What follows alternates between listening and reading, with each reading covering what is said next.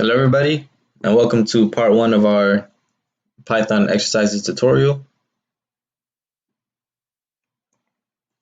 To begin, I would like to walk us through our environment so we know where everything is and we know how to navigate around our environment. First, what I would like to focus on is the left-hand side, where we see all these files and folders. Okay, this is just our current directory, and a directory is just a folder with a bunch of files inside of them. Okay, so inside of our directory here, we have a bunch of folders, and if we look at our exercises folder, we see these are all of our problems that we're going to work on. Okay, and if you open one up, you see that they contain a Python file. Okay, you know it's a Python file because of the extension. Okay, the extension is what comes after the dot. So in this case, we have .py, and .py is the extension for a Python file. Okay, the extension is how the computer knows how to treat our file. Let's close this up.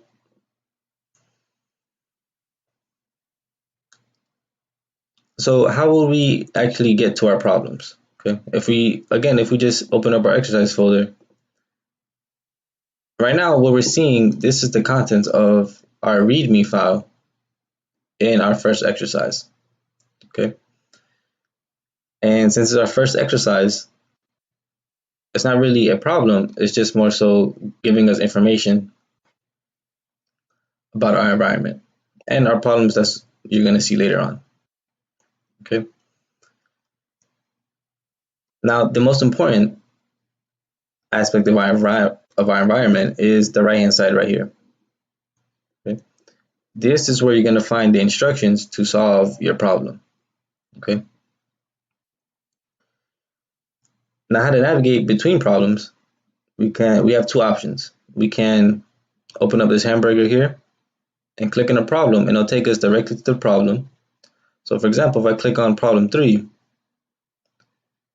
you see that it took us and it opened up the Python file that's related to our problem 3.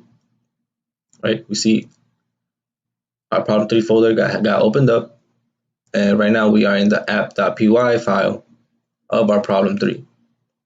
Okay, we can navigate. Let's say you want to go back to problem 2 and take a look at our directory.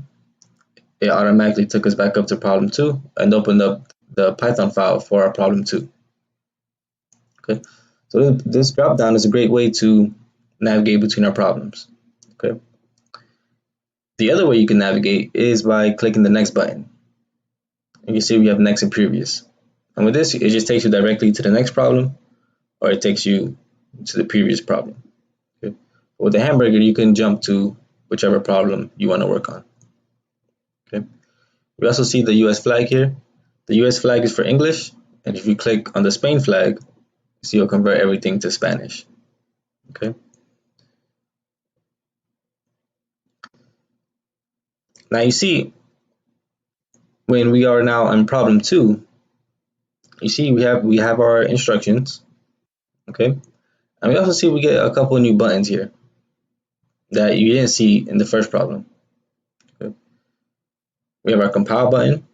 We click on it, it'll compile our file of the code that we wrote. Okay,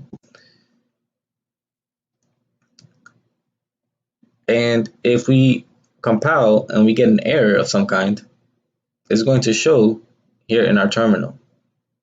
Okay, this area here will tell us our errors of our code if we have any, and we can use it to run or execute our Python file, or we can use the terminal here to open up a server and see the contents of our web page. Okay, it all depends on the problem that we're given. Okay,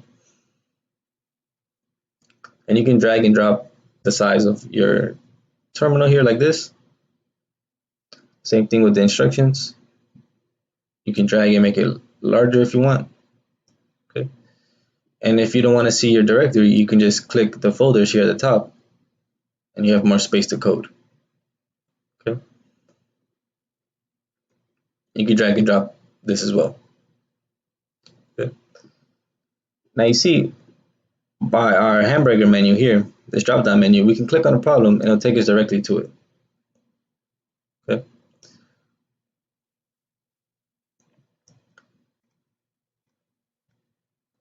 And we get our instructions, which we have to read carefully and then execute our file.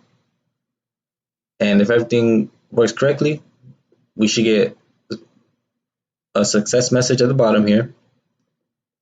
And what we can also need to do is hit this check button. This check runs our test cases against our code, and if our test cases pass, that means that we execute the code correctly. Okay. Now in our next video, we're going to actually begin our tutorial, and we will start on question 2.